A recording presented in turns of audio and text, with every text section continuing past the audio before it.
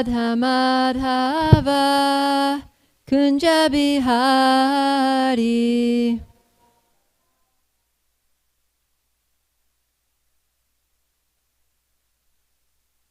Jaya Radha Madhava Kunja Bihari.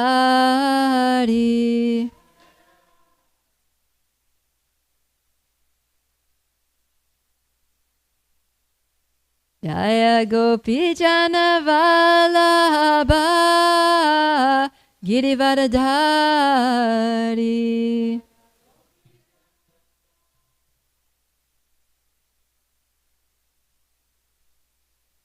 Jaya Gopi Jana Vallabha Girivardhari.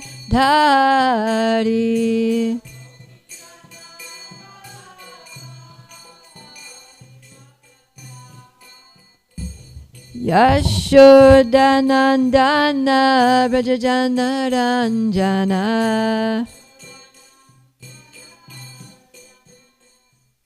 Yashodanandana Brajajana Ranjana.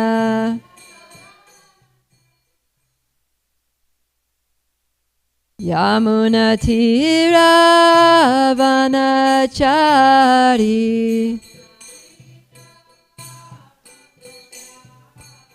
Yamuna Tira Vanachari.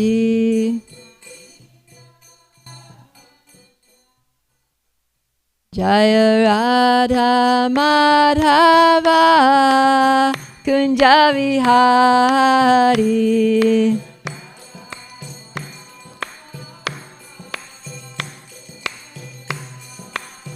Jaya Radha Madhava Kunja Bihari.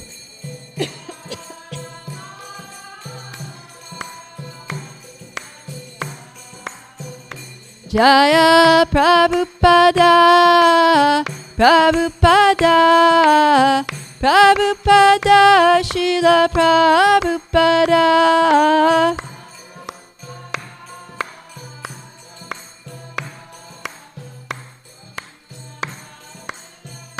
Jaya Jaya Prabhupada, Prabhupada, Prabhupada, Jaya Jaya Prabhupada.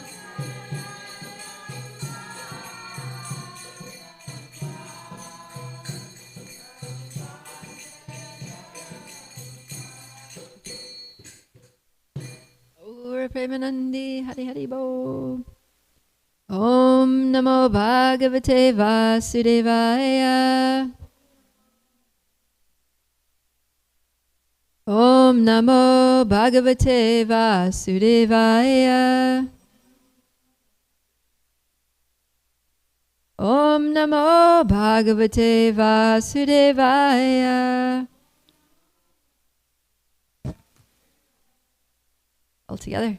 Narayana Namaskritya Naram Chaiva Narottamam Devim Saraswatim Vyasam Tato Jayamudirayat Nashtaprayeshu Abhadreshu Nityam Bhagavata Sevaya Bhagavatyuttama Shloke Bhaktir Bhavati Naishtiki. Om Jnanatimirandasya Gyananjana Shalakaya Chakshurum Militanjena Tasmai Shri Guruve Namaha. Jai. So welcome everyone to this morning's Srimad Bhagavatam class.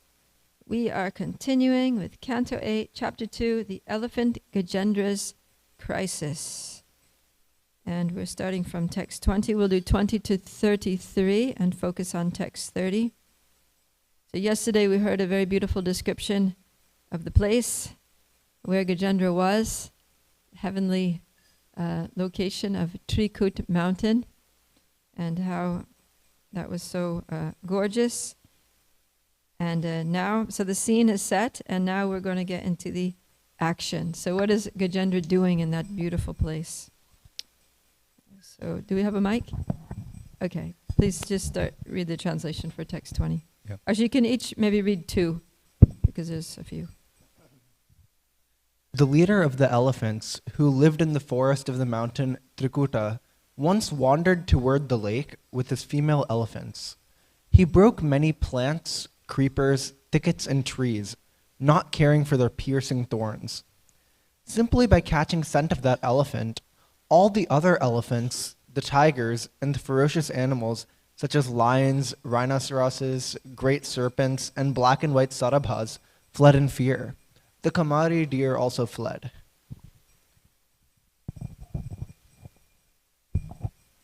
By the mercy of this animals like the foxes, wolves, buffaloes, bears, boars,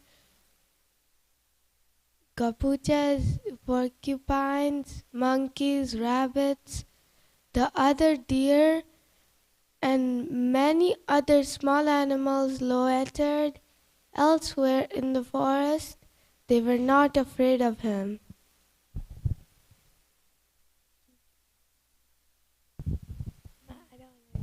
Surrounded by the herds, other elephants, including females, and followed by the young ones, Gajapati, the leader of the elephants, made Trikuta mountain tremble all around because of the weight of his body.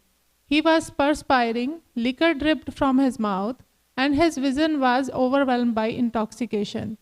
He was being served by bumblebees who drank honey, and from a distance he could smell the dust of lotus flowers, which was carried from the lake by the breeze.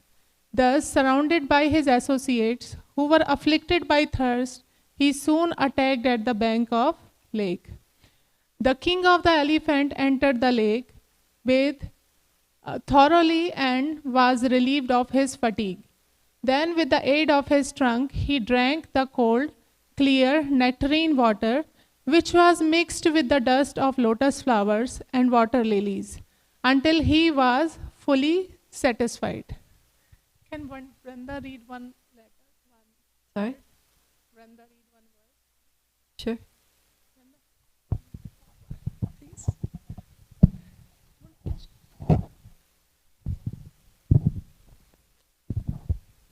Next time. Like a human being who lacks spiritual knowledge and is too attached to the members of his family, the elephant, being illusioned by external energy of Krishna, had his wives and children bathe and drink the water. Indeed, he raised water from the lake with his trunk and spread it over them. He did not mind the hard labor involved in this endeavor.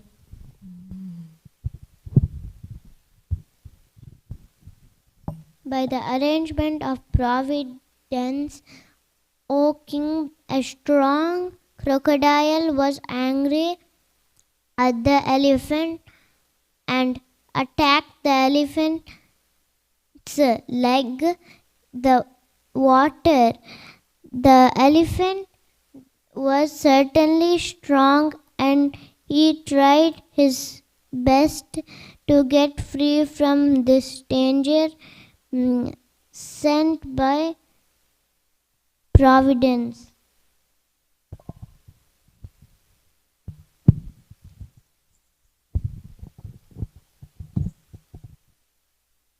Thereafter, seeing Gajendra in that grave condition, his wife sorry and began to cry. The other elephants wanted to help Gajendra, but because of the crocodile's great strength, they could not rescue him by grasping him from behind. O king, the elephant and the crocodile fought in this way, pulling one another in and out of the water for 1,000 years. Upon seeing the fight, the demigods were very surprised. Thereafter,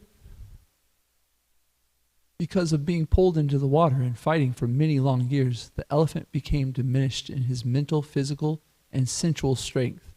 The crocodile, on the contrary, began, being an animal of the water, increased in enthusiasm, physical strength, and sensual power.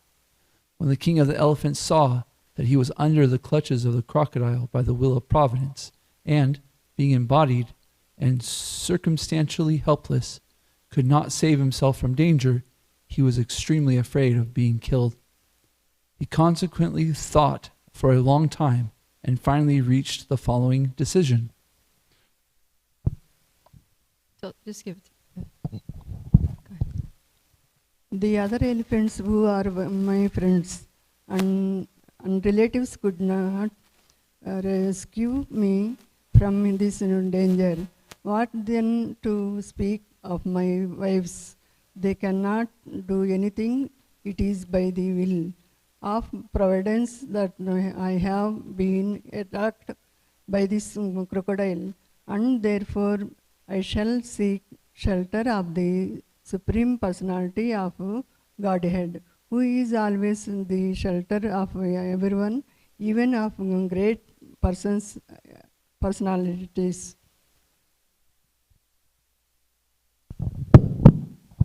Last one. The Supreme Personality of Godhead is certainly not known to everyone, but he is very powerful and influential. Therefore, although the serpent of eternal time, which is fearful in force, endlessly chases everyone, ready to swallow him, if one who fears this serpent seeks shelter of the Lord gives him protection. For even death runs away in fear of the Lord. I therefore surrender unto him, the great and powerful Supreme Authority, who is the actual shelter of everyone. Jai. So that's the last verse of the chapter. Before we go to text 30, I'll just go over in a little bit more detail what's happening here. So what we're seeing here is in that beautiful place, Gajendra, the king of the elephants, he's walking towards the lake, and he's followed by all his family members. There are many female elephants with him, and he has his whole entourage, his wives, their children, and of course he's the chief of the whole pack. And it says that as he's walking through that beautiful place, he's smashing things. Right? He's breaking the plants, the creepers, the thickets, and the trees, and he doesn't care that some of them are thorny and poking him. He's just thrashing on through as nothing's going to get in my way. I'm the king of the jungle, and whatever's in my way is just going to get crushed. So we're seeing a little bit of the attitude here of Gajendra as he's approaching the lake. And then, he's also very proud of the fact that he is the king of the jungle, because usually the lion is considered the king of the jungle. But in text 21, it says that even the lions, tigers, and other ferocious animals, like rhinoceroses too, are all fleeing in fear of Gajendra. So Gajendra is very much like, I'm here, and I'm the king. I've got my big family, and I'm the controller. I'm the lord of this jungle, and I have a right to enjoy it. And then, it says that on the one hand, the smaller animals felt protected by Gajendra just precisely because the predatory animals would flee, but at the same time, they were still afraid of him. And so they wouldn't stand in his presence. They would just step aside. That was the authority of Gajendra. And then it says that actually the whole mountain, Trikuta mountain, is trembling because he's so big. So as Gajendra was, all elephants are big, but it seems as Gajendra was an exceptionally large elephant that even the mountain is trembling. And what is he doing? He's drinking liquor. And he's so intoxicated that his vision is blurry. And the liquor is like dripping from his mouth, means he's so drunk that he's like drooling. So he's just... he's thinking, I'm the controller, I'm the enjoyer, I can do whatever I want, nobody gets in my way.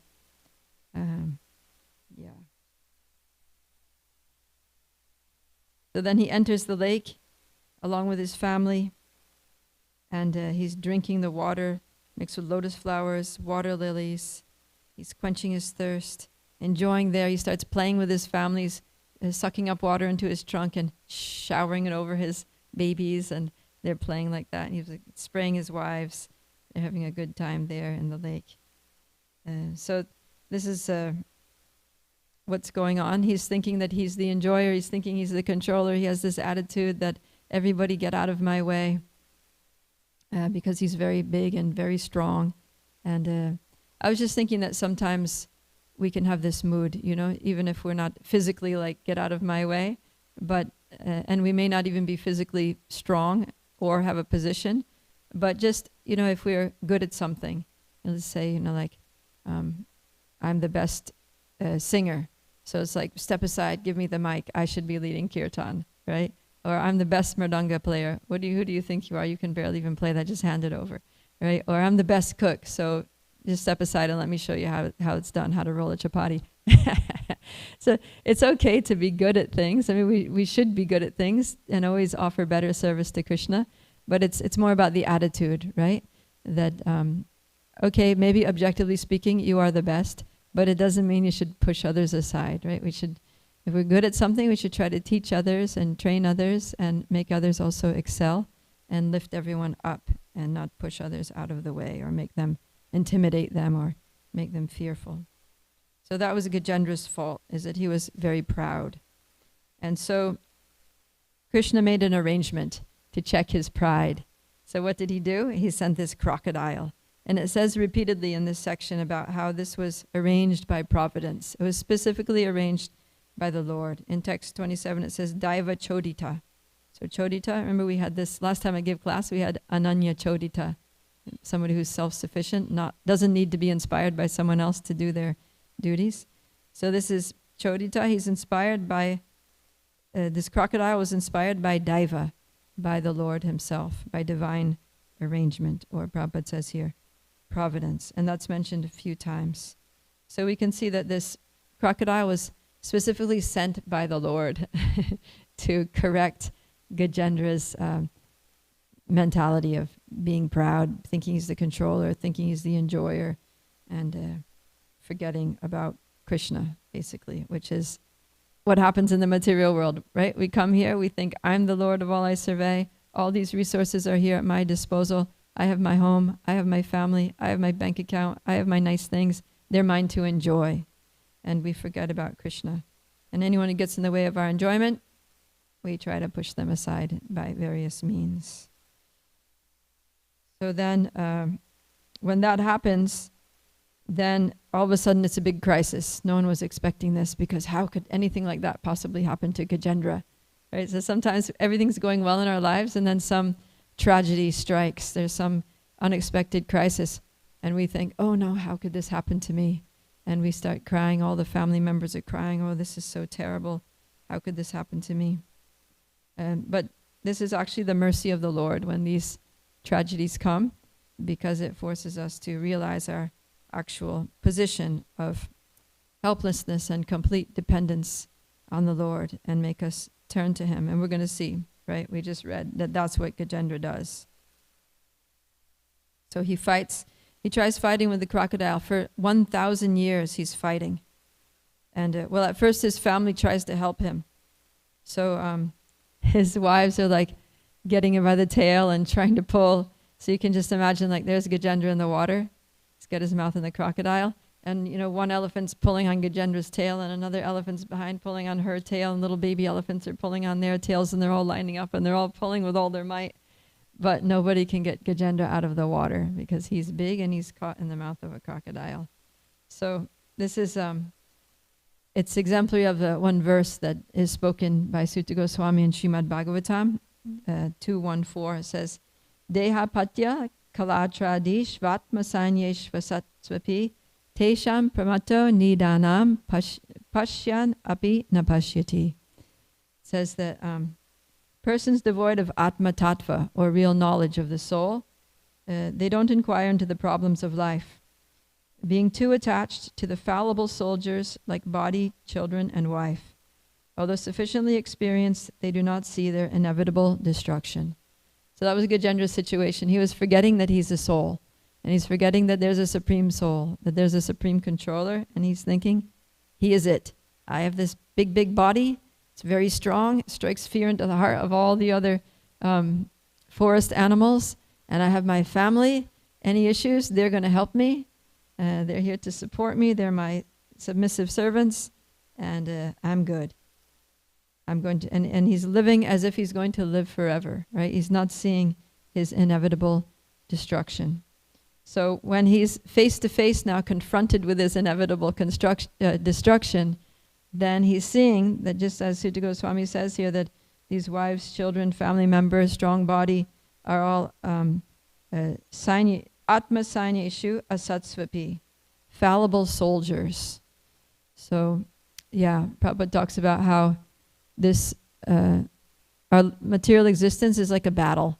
It's a struggle for existence, right? So we're in this battle trying to be victorious over the modes of nature, trying to, just to earn a living and maintain a family and pay the bills, progress, get some kind of position in our occupation. It's a struggle. It's like a battle against so many opposing elements from our own bodies and minds, from other living entities, from natural circumstances. Sometimes the whole world seems to be against us. Even our own minds are against us, right? So these are, and we're relying on our bodies, and then body can even give out. We can have a health crisis. And so all of these things are just fallible soldiers. We can't depend on our body. We can't depend on our mind, right? Somebody may be very intelligent, very mentally astute, but then they can be overcome by some tragedy and end up, with mental health difficulties or dementia or something like that, and all of a sudden their mental faculties are gone. They can't trust their own mind anymore. The body gives out in old age, if not before. Family members, people raise children thinking that, my children are going to be successful, they're going to get a great career, earn a lot of money, take care of me in my old age. Doesn't necessarily happen. They don't even always live to old age, or So there's so many things that can happen, and we're seeing this with Gajendra, that despite his big, huge body that makes the mountain tremble, he's not physically strong enough to get out of the grip of the crocodile. Despite his big family, so many wives and children, none of them also can pull them out.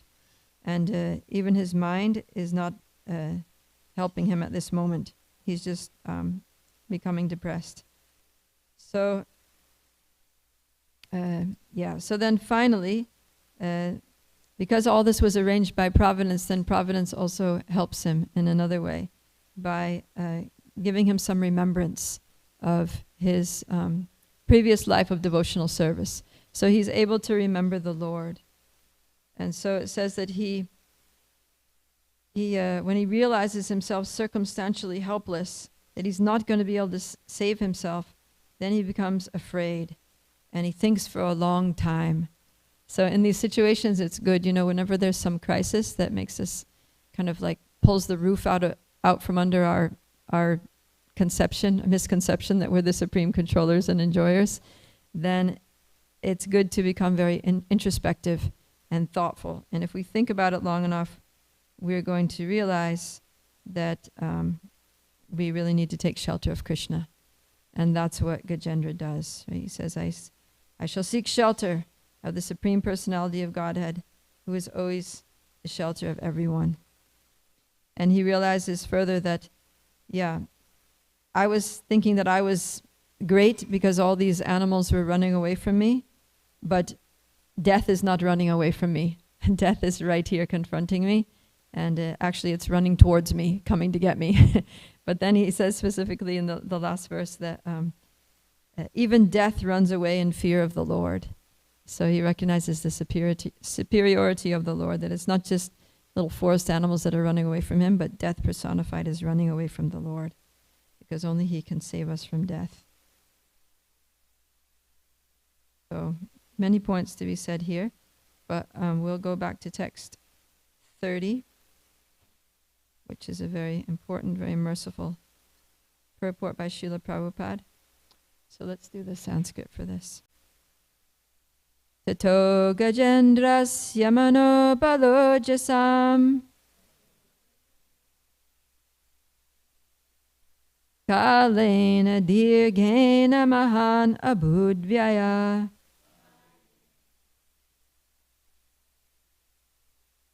vikrisyamanasya jaleva sidato viparyayo bhut sakalam jalokasa.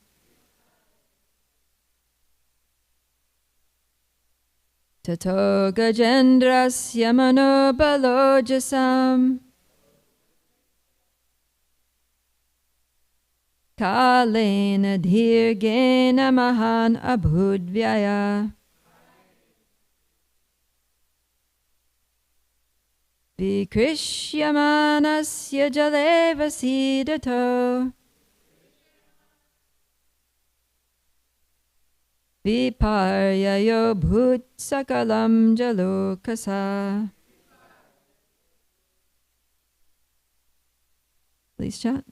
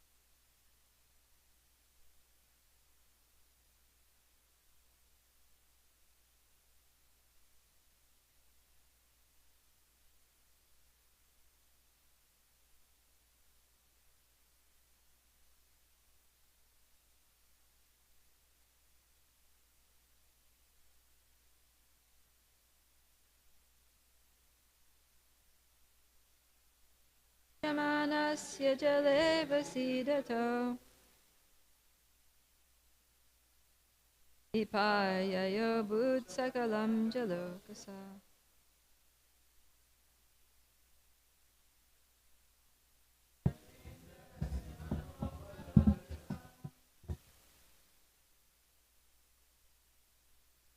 Kalena Dirgena Mahan Abhudvyaya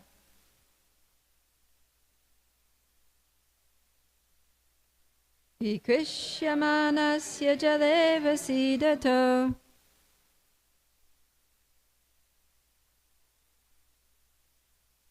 Viparyayo Bhut Sakalot. Do the word for word all together. Tata, thereafter, Gaja Indrasya, of the king of the elephants, Manaha, of strength of enthusiasm, Bala, the physical strength, Ojasam, and the strength of the senses, Kalena, because of years of fighting, Dirgena, prolonged, Mahan, great, Abhut, became, Vyaya, the expenditure, Vikrishyamanasya, who was being pulled by the crocodile, Jale, into the water, a foreign place, Avasidata, reduced mental, physical, and sensory strength, Viparyaya, the opposite, Abhut, became, Sakalam, all of them, Jala Okasa, the crocodile, whose home is the water. Translation and purport by His Divine Grace A.C. Bhaktivedanta Swami Srila Prabhupada Ki Jai. Thereafter, because of being pulled into the water and fighting for many long years, the elephant became diminished in his mental, physical, and sensual strength. The crocodile, on the contrary, being an animal of the water, increased in enthusiasm, physical strength, and sensual power. Purport. In the fighting between the elephant and the crocodile, the difference was that although the elephant was extremely powerful, he was in a foreign place, in the water. During 1,000 years of fighting, he could not get any food, and under the circumstances, his bodily strength diminished. And because his bodily strength diminished, his mind also became weak, and his senses less powerful. The crocodile, however, being an animal of the water, had no difficulties. He was getting food, and was therefore getting mental strength and sensual encouragement. Thus, while the elephant became reduced in strength, the crocodile became more and more powerful. Now from this we can take the lesson that in our fight with Maya, we should not be in a position in which our strength, enthusiasm, and senses will be unable to fight vigorously. Our Krishna consciousness movement has actually declared war against the illusory energy in which all living entities are rotting in a false understanding of civilization. The soldiers in this Krishna consciousness movement must always possess physical strength, enthusiasm, and sensual power. To keep themselves fit, they must therefore place themselves in a normal condition of life. What constitutes a normal condition will not be the same for everyone, and therefore there are divisions of Varnashram: Brahman, Kshatriya, Vaishya, Shudra, Brahmacharya, Grihastha, Vanaprastha, and Sannyas. Especially in this age, Kali Yuga, it is advised that no one take sannyas. Ashvamedam gavalambam sannyasam palapatrikam devarena sutotpatim kalo pancha vivarjayat. From this, we can understand that in this age, the sannyas ashram is forbidden because people are not strong. Sri Chaitanya Mahaprabhu showed us an example in taking sannyas at the age of 24 years.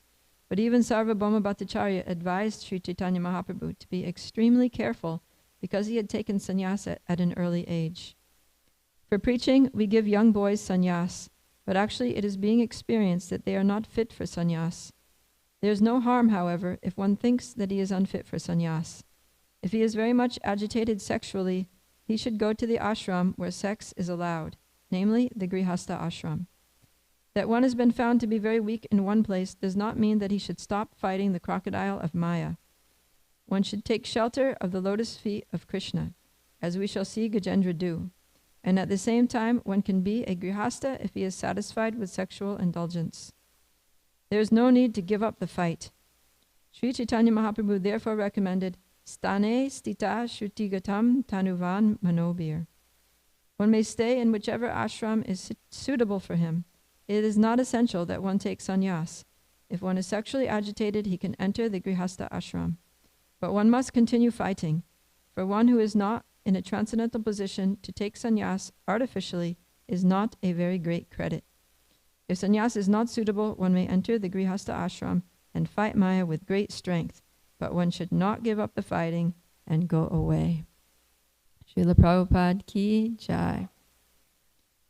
So I've heard that Srila Prabhupada wrote this purport at a time when one of his disciples, or maybe he had seen more than one of his disciples, who he had given sannyas, was not able to maintain his sannyas vows.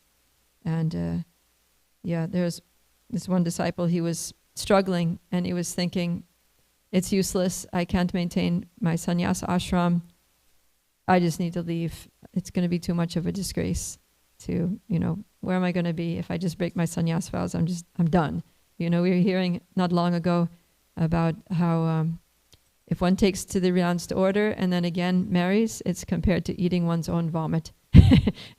Vomit is like food that your body has rejected, right? And then to go and accept that which has been rejected is not very glorious, right?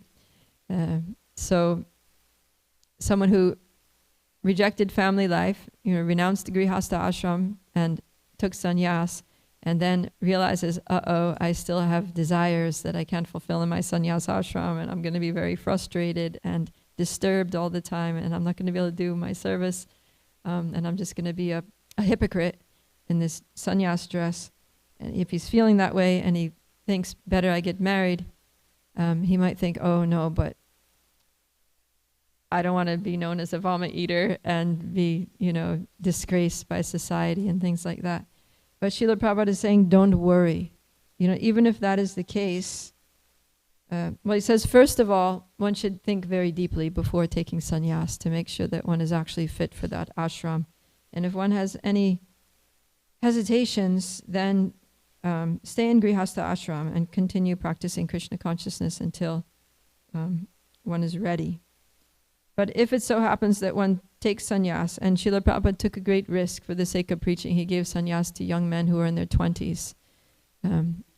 As my spiritual master would sometimes say, he took sannyas before his brain was even fully developed. I think he was 23 years old when he took sannyas. He was initiated when he was, I think, 21. He took sannyas at 23. He became a Diksha Guru at age 29. And he was put in charge of 20 countries in South America as the GBC and zonal acharya at age even before he became a Diksha Guru, at the time when he became a Diksha Guru, age 29. So, yeah, Srila Prabhupada, he took a great risk because that's all he had. He didn't have, mature adults to be his preachers and to lead his movement because all of his disciples were young. So that's who he had, and he wanted the movement to be spread all around the world, and he had very little time. And if people were, the young men were married and with jobs and children, then they can't just devote themselves to traveling and preaching. So he encouraged them to take sannyas. But he knew that it was risky. And he didn't fault them. He didn't fault them when they fell down. He was just like, okay, this is what it is. Let's be objective. Let's work with what we've got. And if sannyas ashram is not working out for you, then go ahead and get married, but don't go away. So that's the point here, is that Prabhupada is saying we've declared war against Maya, and Maya is going to do everything that she can to try to drag us back into the depths of the ocean of material existence, just like this crocodile is doing everything it can to pull Gajendra deeper and deeper into this lake at Trikuta mountain. So Maya's always pulling us, and we need to be strong, and we need to be situated. So the reason that Gajendra was weak, even though an elephant is naturally stronger than a crocodile because it's bigger, especially Gajendra was a huge elephant, so he could have just stomped on the head of that crocodile and crushed him, but he's in the water and he doesn't even have secure footing, and also he's, after 1,000 years, he hasn't eaten, and he's getting weak, and so he's just, because he's in the wrong environment, he's not able to win this fight. So we need to put ourselves in the right environment. We need to put ourselves in the proper situation in terms of ashram, in terms of varna, in terms of just physical location, in terms of what type of service we're doing, in terms of sangha, which association we have, all these things. We need to keep ourselves strong in all these ways. It says here, mano, balo, ojasam. So mano means the mind. Prabhupada translates it, strength of enthusiasm. In other words, that mentally we're well situated. Our mind is strong. We're enthusiastic. So that's one aspect of the environment that is favorable if in our minds we're feeling enthused and inspired to do our bhakti. And then the other thing is bala, which means physical strength. So we should be physically healthy. We should be, in a place where we're, secure. We have a certain degree of material security. We have nutritious food to eat, and we have what we need to be physically strong.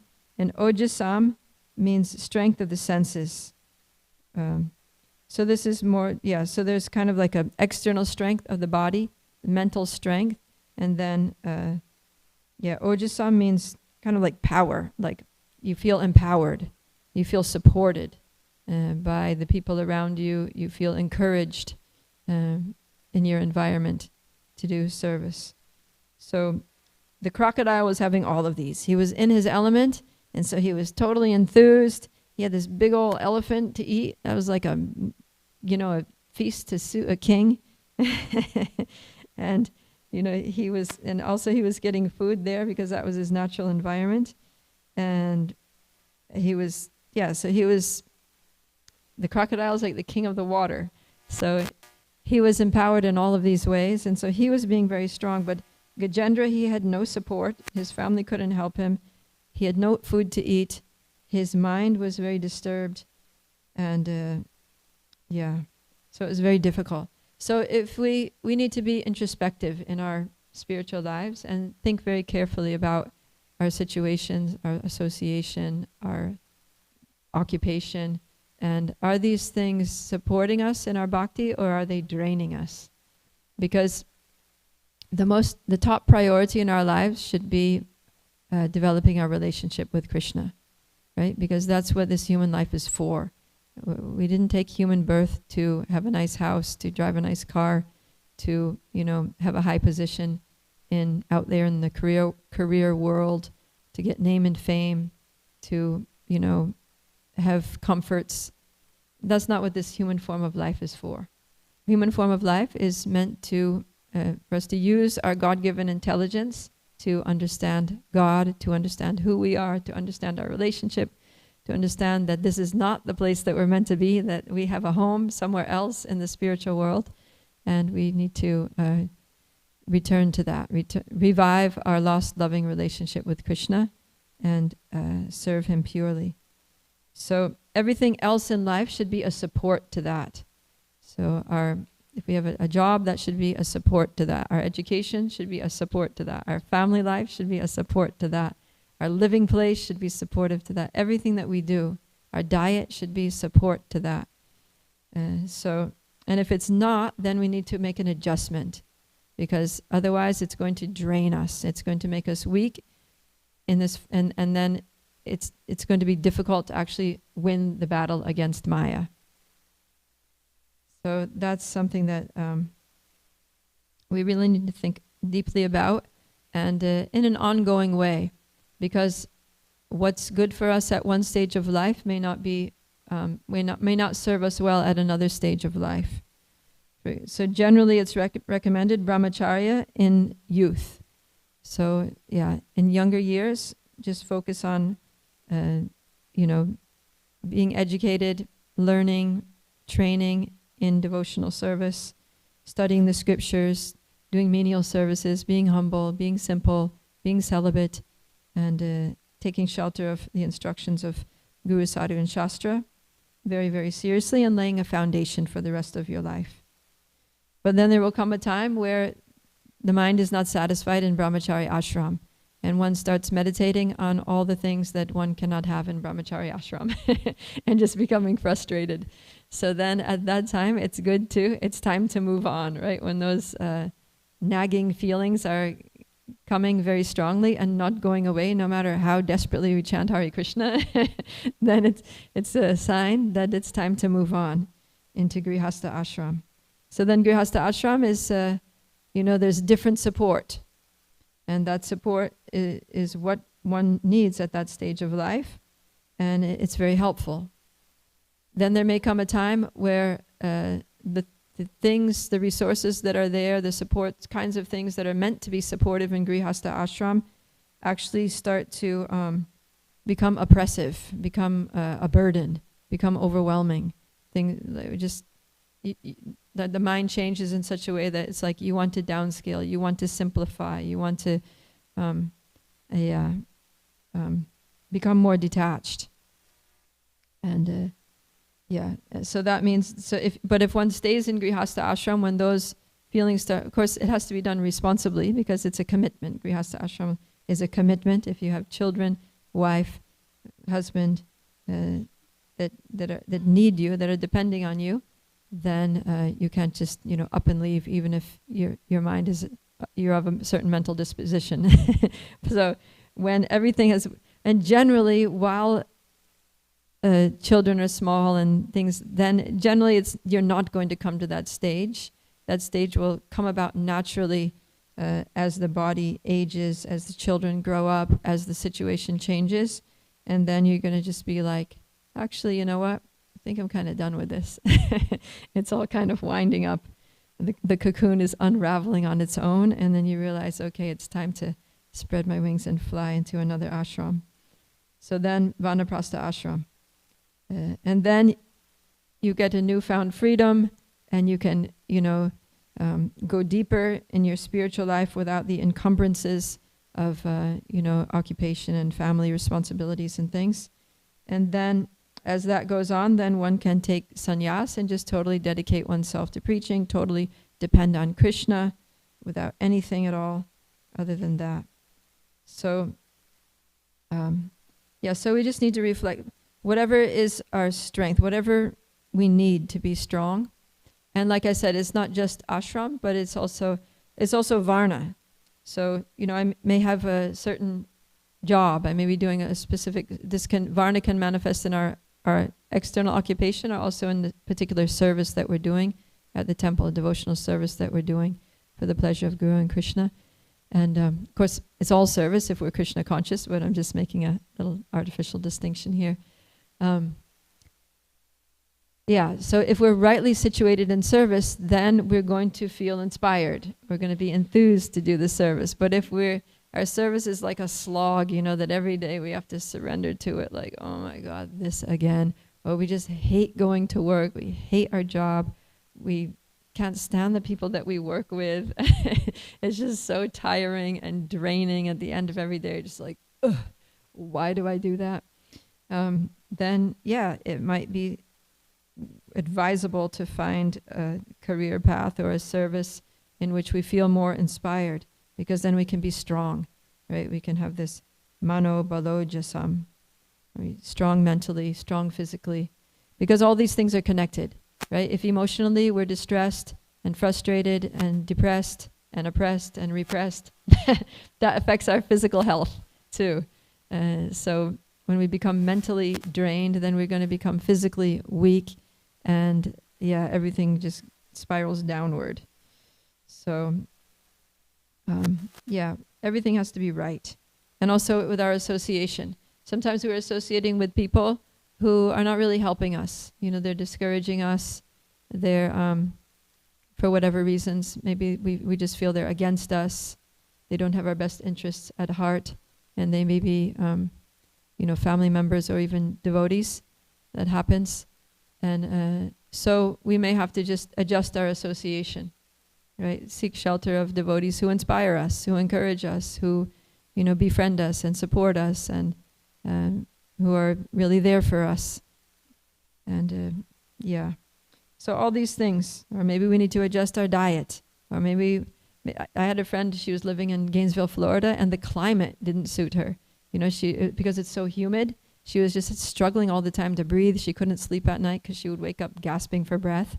And then she's from New England, so then she left Florida finally after years of struggling there, trying different, health treatments and things. And then she just moved back to New England, and she's like within a very short time, everything just became better. She can breathe, no issues, feeling strong, like that. So just the physical environment. Some bodies are suited to some climates, every body's different, and some bodies do well in different climates. So all these factors, of course, we can't always adjust everything, and we're never going to have utopia, but to whatever extent we are able to adjust things, then we should try to accept what's favorable and reject what's favorable for our devotional service, and always reminding ourselves that actually our devotional service is the priority, right? And actually to accept what's favorable for Krishna's service and reject what's favorable, those are two of the principles of surrender that Bhaktivinoda Thakur talks about. So speaking of Bhaktivinoda Thakur, since today is his disappearance day, he spoke about this, how, because he's a good example of someone who was a grihasta and a very Krishna conscious grihasta. And he showed by his practical example that one can be just as Krishna conscious in Grihastha ashram as one can in sannyas ashram. And there's no need to actually take sannyas and take that risk if one is not sure that that's the right thing. Because if one has a strong, strong calling to do it, that's another thing. And everyone's like, yeah, you should do this. That's another thing. But if not, then the safe place is to stay in the Grihastha ashram. And so he says, there's a song that's a well-known song by Bhaktivinoda Thakur, Shuddha Bhakata Charanarenu. He says, Jaydina grihe bhajana deki griheti goloka bhaya. He says that one day while performing my bhajan, my devotional practices, I saw my house transformed into Goloka Vrindavan. So if we're very Krishna conscious in our Grihastha ashram and we're doing our chanting and studying with the family, doing kirtan, making sure that we're taking nice Krishna prasadam, cooked with love, offered with devotion, and,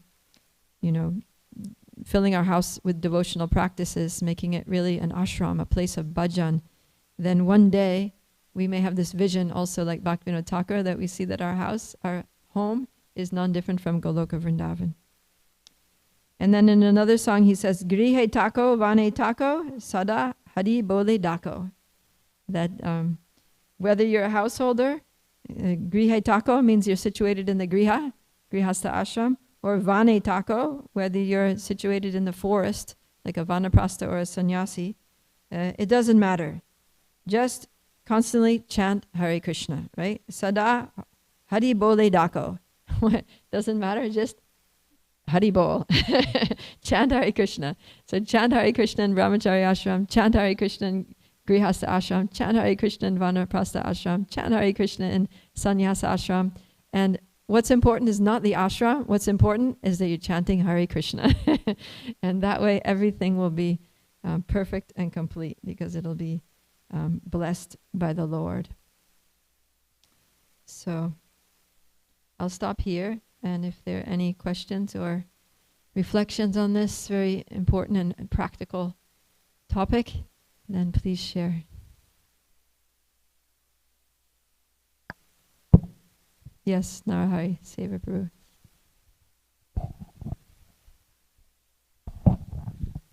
So you were talking about, when there's a natural progression from grihastha to the next stage, and like the ojasa, the senses are no longer, I guess, what they are, the responsibilities are done. You naturally feel kind of, okay, enough is enough.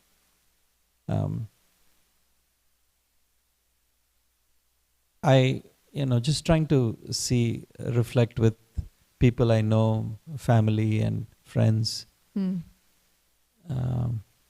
After kids are done, then there are grandkids. Yeah. And, the attachment for grandkids is far more greater than kids.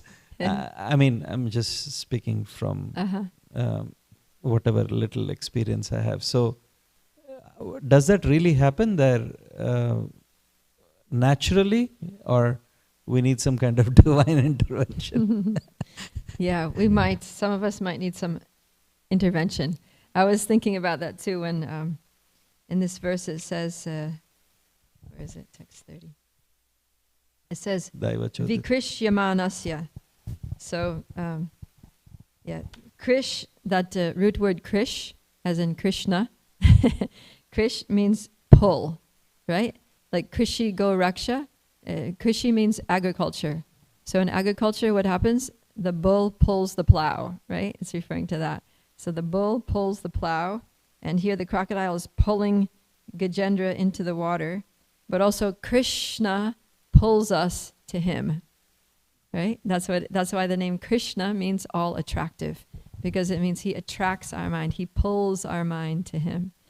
So he also pulls us in other ways, right? He also he pulls us out of unfavorable situations, and in the same way that he used this crocodile to, he's apparently pulling Gajendra into an unfavorable